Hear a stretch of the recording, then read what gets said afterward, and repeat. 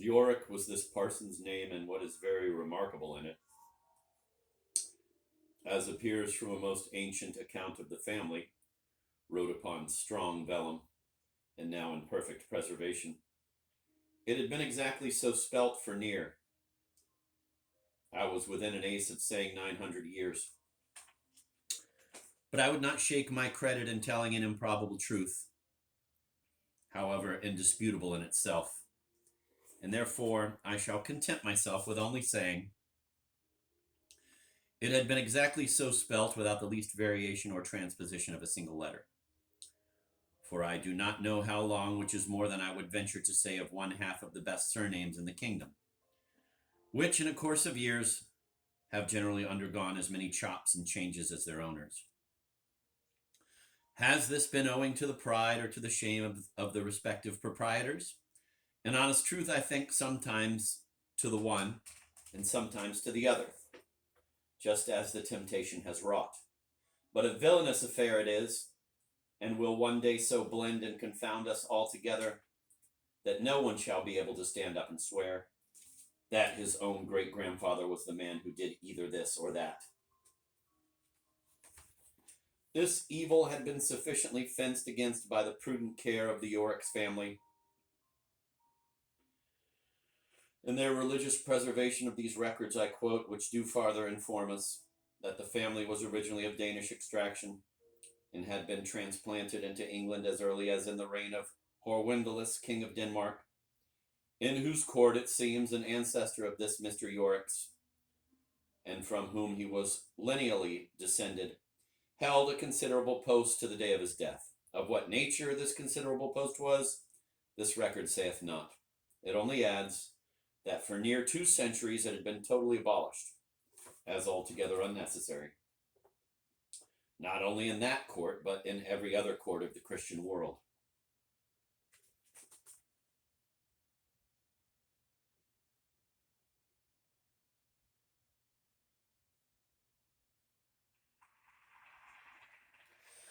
It has often come into my head that this post could be no other than that of the king's chief jester, and that Hamlet's Yorick, and our Shakespeare, many of whose plays you know, are founded upon authenticated facts, was certainly the very man.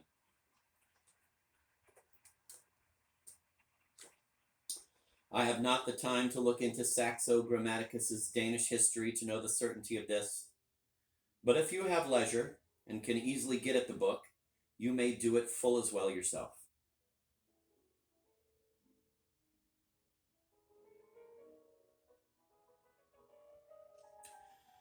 I had just time in my travels through Denmark with Mr. Naughty's eldest son, whom in the year 1741 I accompanied as governor, riding along with him at a prodigious rate through most parts of Europe, and of which original journey performed by us two.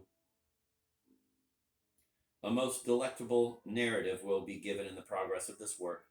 I had just time, I say, and that was all, to prove the truth of an observation made by a long sojourner in that country, namely, that nature was neither very lavish, nor was she very stingy in her gifts of genius and capacity to its inhabitants, but like a discreet parent was moderately kind to them all, observing such an equal tenor in the distribution of her favors as to bring them in those points pretty near to a level with each other, so that you will meet with few instances in that kingdom of refined parts, but a great deal of good plain household understanding amongst all ranks of people, of which everybody has a share, which is, I think, very right. With us, you see, the case is quite different. We are all ups and downs in this matter. You are a great genius, or 'tis 50 to 1, sir, you are a great dunce and a blockhead. Not that there is a total want of intermediate steps, no. We are not so irregular as that comes to. But the two extremes are more common, and in a greater degree in this unsettled island, where nature and her gifts and dispositions of this kind is most whimsical and capricious, fortune herself not being more so in the bequest of her goods and chattels than she.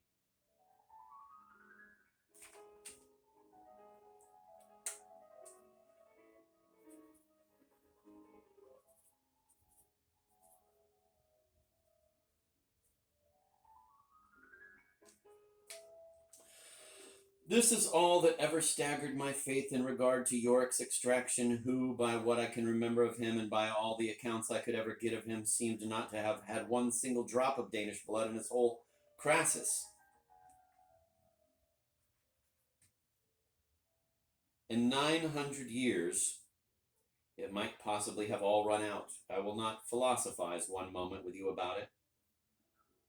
For happen how it would, the fact was this, that instead of that cold phlegm and exact regularity of sense and humors you would have looked for in one so extracted, he was, on the contrary, as mercurial and sublimated a composition, as heteroclete a creature in all his declensions, with as much life and whim and gaieté de coeur about him as the kindliest climate could have engendered and put together.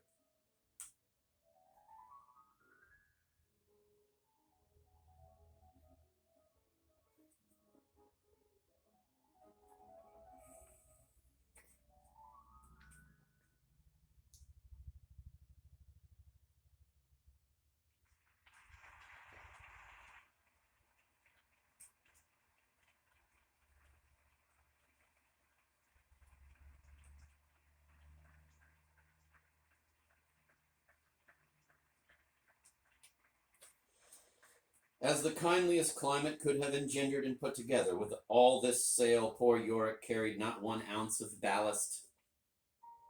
He was utterly unpracticed in the world, and at the age of 26 knew just about as well how to steer his course in it as a romping, unsuspicious girl of 13. So that upon his first setting out, the brisk gale of his spirits, as you will imagine, ran him foul 10 times in a day of somebody's tackling. And as the grave and more slow-paced were oftenest in his way, you may likewise imagine 'twas with such he had generally the ill luck to get the most entangled. For aught I know, there might be some mixture of unlucky wit at the bottom of such fracas. For, to speak the truth, Yorick had an invincible dislike and opposition in his nature to gravity. Not to gravity as such, for where gravity was wanted, he would be the most grave or serious of mortal men for days and weeks together, but he was an enemy to the affectation of it, and declared open war against it, only as it appeared a cloak for ignorance or for folly, and then, whenever it fell in his way, however sheltered and protected, he seldom gave it much quarter. Sometimes, in his wild way of talking, he would say that gravity was an arrant scoundrel, and he would add, of the most dangerous kind too, because a sly one, and that he verily believed more honest, well-meaning people were bubbled out of their goods and money by it in 1 12-month than by pocket-picking and shoplifting in 7.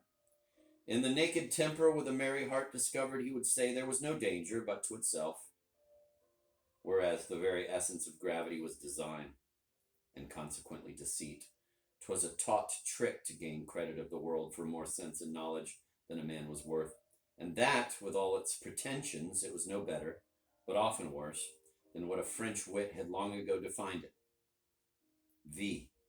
A mysterious carriage of the body to cover the defects of the mind. Which definition of gravity Yorick, with great imprudence, would say deserved to be wrote in letters of gold.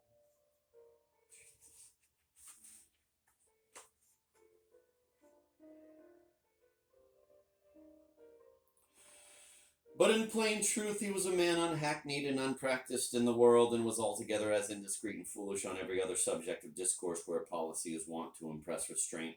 Yorick had no impression but one, and that was what arose from the nature of the deed spoken of, which impression he would usually translate into plain English without any periphrasis, and too oft without much distinction of either person, time, or place.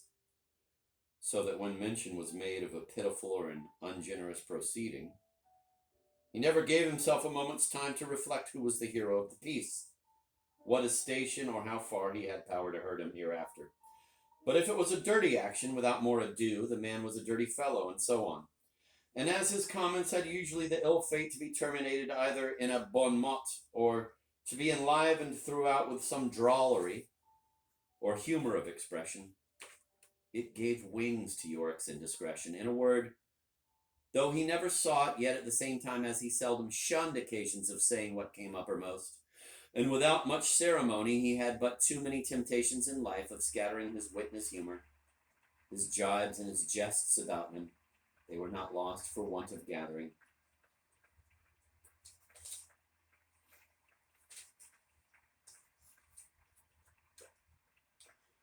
What were the consequences and what was Yorick's catastrophe thereupon? You will read in the next chapter.